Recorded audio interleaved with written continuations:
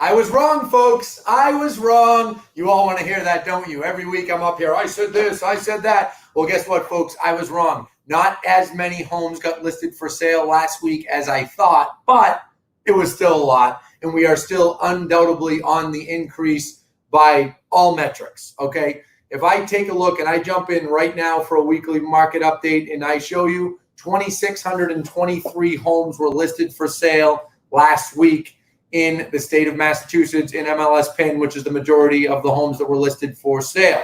That's where our data comes from. You all know you can get this data by punching in marealestateupdates.com right up top. Nice to be here with you all. I'm Anthony Lamacchia, broker owner of Lamacchia Realty, and I'm going to give you a weekly market update for Massachusetts, New Hampshire, and then we're going to talk about want-to-be sellers. Sellers who would love to sell, but they're scared and they're holding off because they're worried about where they're going to go. And I'm going to talk about some of those challenges that sellers face, how many of you don't need to be as concerned as you are, how many of you need to understand that there's a better way of going about it than simply saying, well, I'm going to just wait until I see what I want or find what I want. Well, you might be waiting years, okay? You need to open up to a realtor a little bit, talk to them about it, and I'm going to go over that with you as well. So let's get started. 2,623 homes listed last week, as you can see. So we are officially back over the weekly listing level that we were pre-COVID-19. I had said we'd be over 3,000. I was wrong. I'm going to say it this time. I'm going to make a prediction. This is a double or nothing prediction. I'm going to say this week here that we're in, we will see double the amount. Well, not double. We will see over 3,000 homes listed. If we don't, well, then guess I'll say I was wrong again, but I don't think I will be because we're seeing a consistent increase. And the further and further we get away from that May 18th date, the more and more people are like, all right, just list my home. So glad to see that we're consistently increasing here. Now I get down to showings. Showing activity still very, very strong compared to the first week of the year average. We're substantially over where we were in 2019 at this time. Why is that? That is obviously because of pent-up buyer demand that is so strong right now. And that's why it's so much higher than it was last year at this time. Then I move down and I get into a snapshot of the amount of homes for sale every Saturday back to the beginning of the year. And if you look here, 11,938. Just so you know, I think that gets pulled at midnight because we pulled the report today and it pulls from the last minute of that day. That is a little deceiving. We've actually been just over 12,000 just about every single day in the middle of the day around noontime since last Monday. So, there was a time, you can see it here, right in this data, there was a time that we were at 10,000, high 10,000s. I'm going to actually make this even easier for you all to see. We were all at 10,000, and then we couldn't get out of it and get into the 11s. Then we get into the 11s. Now we're going into the 12s. Next week, this will be over 12,000. I'm sure of it. Then you look at pendings. Pendings are way up. Biggest week we've had all year. 2,540 homes went under contract last week. 2,540 sellers accepted a contract on their home. That's the highest amount, the highest single week all year long. The trend continues. We are completely recovering out of the obvious valley during COVID. Then you look at homes sold. First week of the month is usually a hangover from the last week, the month before. There's no denying that homes sold are down, obviously because of lack of activity last year. So if you look at the amount of homes sold per week. We're trending lower. Now notice how we were above, we were similar. There's a lag on homes sold. And now you can see we're just falling under, well, more than just falling under, we're a good amount under where we were last year at this time. So remember what I told you. Come the end of June, you're going to hear all kinds of media. Home sales down 40%. It's going to be crazy, okay? But you got to be prepared for it because here we are, and I'm telling you it's going to happen because it's obvious as could be. Remember, most of the data that I'm talking to you about, I can very accurately predict because I look at the data before it. When I predict homes listed, there's no data before that. That's the beginning of the process. Homes get listed, there's showings, homes go pending. When they're done pending, they go sold. And that's what I'm showing you. Now I'm going to show you the percentage of homes pending per week. Now, this is the one that I told you is going to continue to go up, but it's not going to go up like, I didn't necessarily say will continue to go up, but it's not going to go up to 30, 40%. Only so many homes per week can go up. But look at this, 21%. I have news for you all. That's the highest I've ever seen it ever. 21.2% of the homes that are for sale, okay, went under agreement last week. That is a very strong number. Now you look at, we already showed you this one last week. It's no different.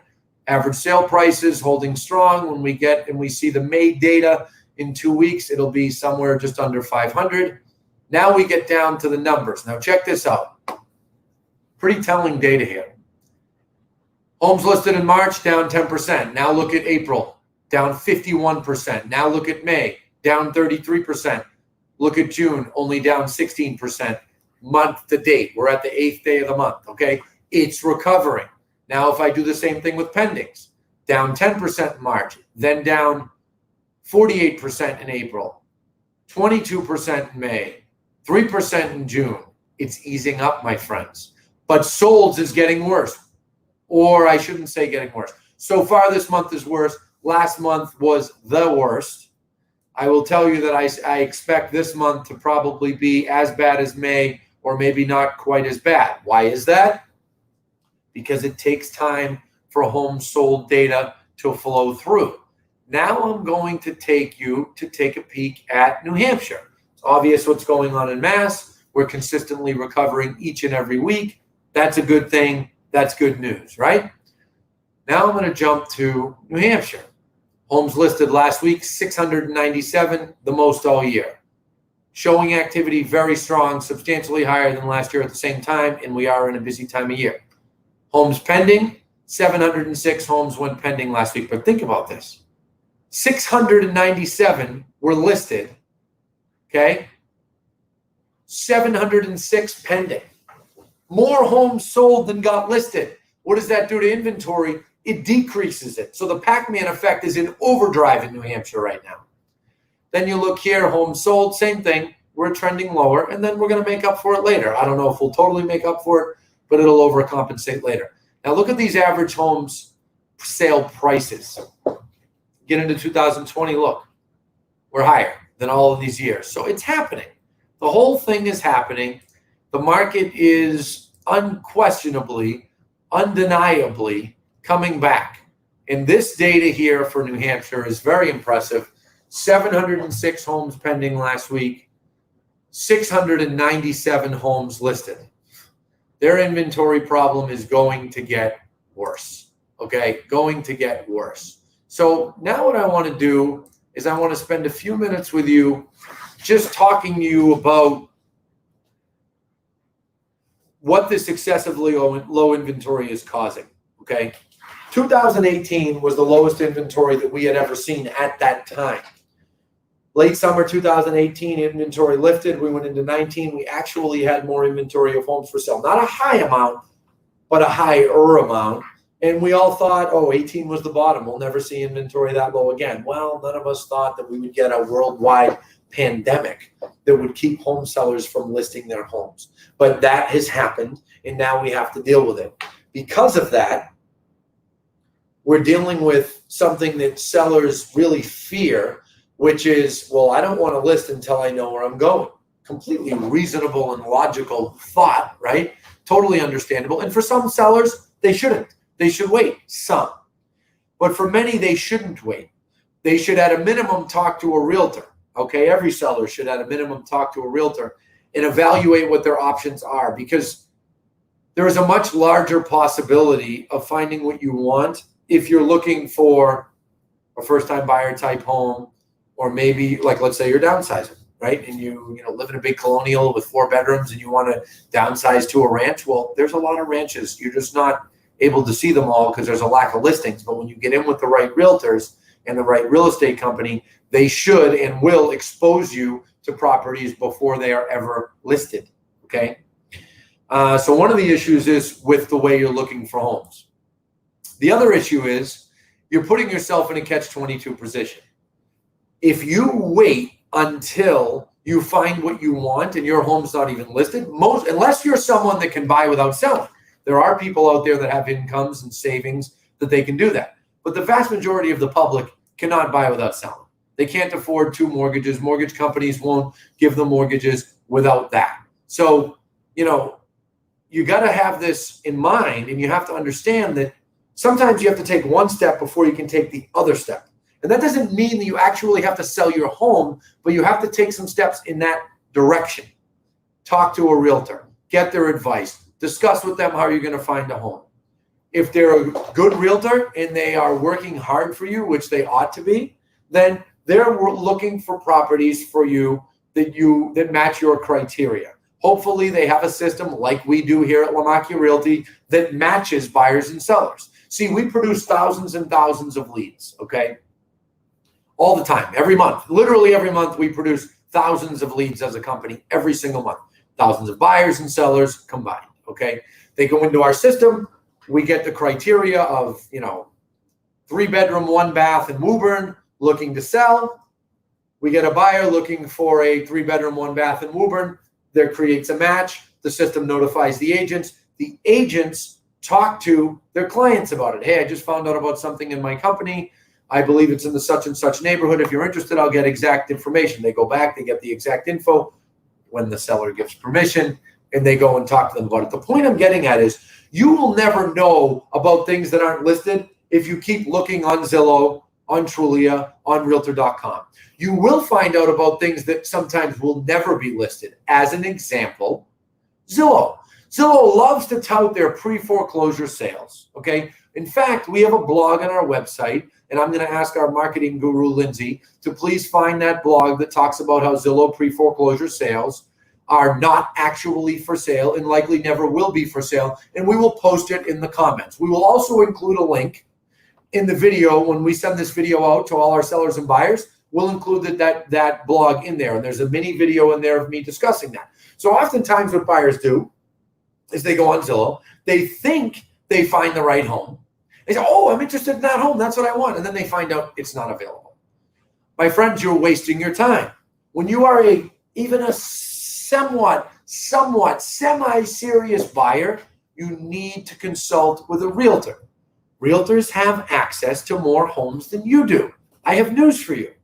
And then when you get on a system like ours, you will get the same access. Thank you, Cole. You will get the same access as our realtors, and they'll help you find things. There are also many other protections that you can put into place to make sure that you don't end up homeless. And that's part of what I want to discuss with you.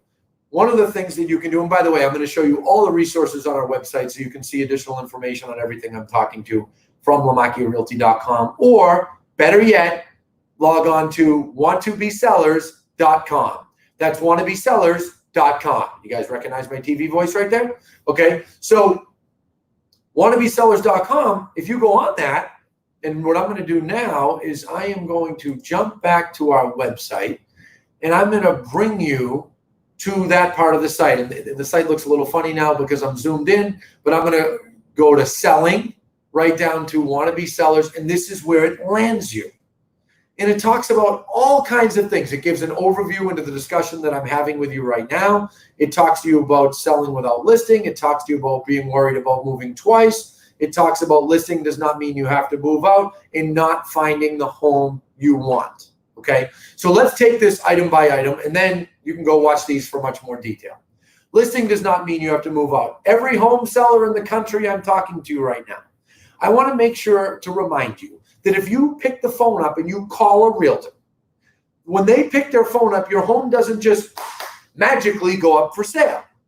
When you invite them to your home and they come over and they discuss buying and selling with you, or maybe they jump on a Zoom with you, that does not magically just put your home on the market. Your home doesn't actually get listed until you are ready for it and you give permission. And when you do list your home, you don't have to just move out if a buyer says to. You don't have to just accept an offer the moment a buyer says to. Way too many sellers are scared of that kind of thing, and you need not to be. You are not going to ever move if you don't take some steps. So that's part of what that video talks about. Listing your home for sale does not mean moving out, okay? Worried about moving twice. Well, listen, if you have a realtor that knows what they're doing, okay, like the realtors here at Lamacchia Realty, and they properly disclose things, and they discuss it with buyers who have agents who have buyers, and they maybe go as far as putting in MLS that the sale is subject to seller finding suitable housing. Sale is subject to 60 days for seller to find suitable housing. I don't know. A long closing date. Seller will not close before September 1st. Whatever it may be, you can put those disclosures in the MLS to protect yourself, to give you comfort that you don't end up moving twice. That's what this talks about. We also have many, many cases right here, sell without listing, and I don't want to exaggerate it. It's not 50%, but about 10% of the homes that we sell at our company, because of our links system, we have a system called Lamacchia Links. Because of that links system, about 10% of our sales are done off market, okay? You could be one of those 10%. The sellers that usually end up being in that 10% are the folks that sign on with our realtors ahead of wanting to list. They tell our realtors what they're looking for. Our realtors put their information into the Lamacchia Link system. And at some point in 3 weeks, 5 weeks, 2 months, there's a match. And when there's a match, that's when the conversations start. Many sellers, especially now, are very attracted to the idea of selling without listing and not having to have strangers come in their home, particularly in our new COVID-19 environment. So the point that I'm trying to get across to all of you sellers or wannabe sellers or sellers that are also buyers, many of which are clients of ours, is you can probably make more progress than you're making.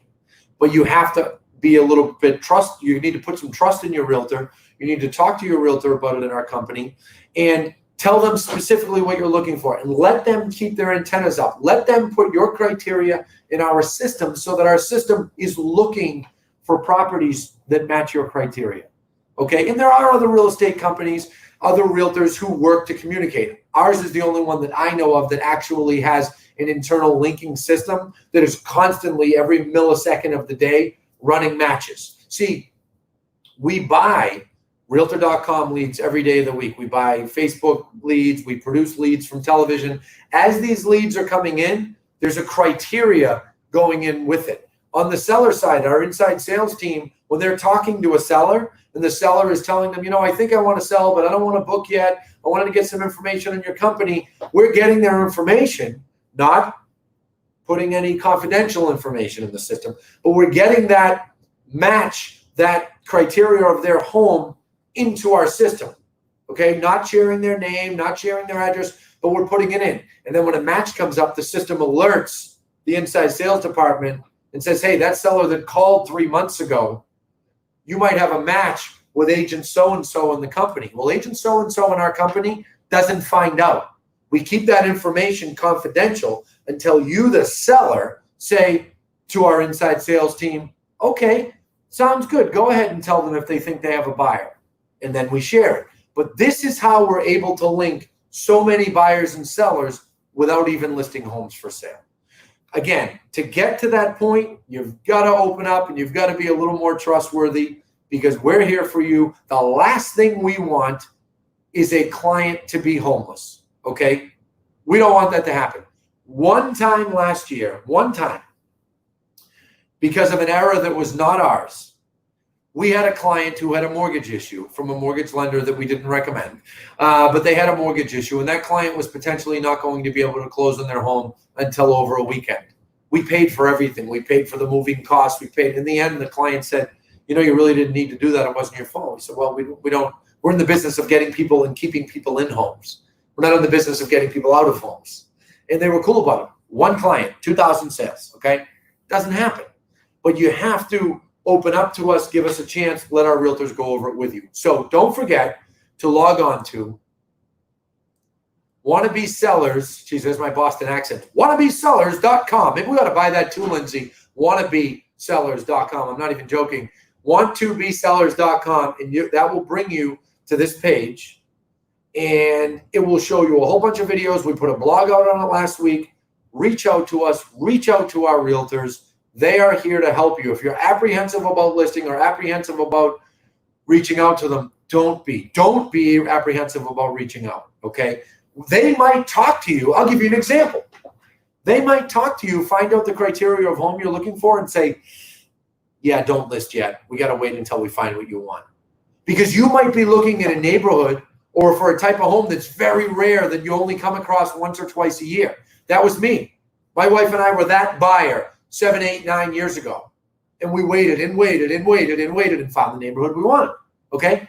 That could be you. If that's you, the realtor will tell you that. No one's going to push you into listing your home or selling your home. That's not what we're here for. So thank you all. I hope that makes sense. Dan Mahoney, I'm not running for governor, buddy, but thanks so much for the recommendation. See that? Brad Roberts. Brad's our attorney and trainer on staff. He said sellers are in the driver's seat. They control the closing and vacating the property. 100%. Too many sellers literally think when they call their realtor, the house just sells. I wish it was that easy. Or when they put their home up for sale, the house just sells. That's not how it goes. Okay? Thank you all. Thank you for tuning in. I'll see you next week. Hold me to my predictions. Go ahead and give me some crap if you'd like, and that I was wrong this week. I don't think I'll be wrong next week, but who knows? See you in a week.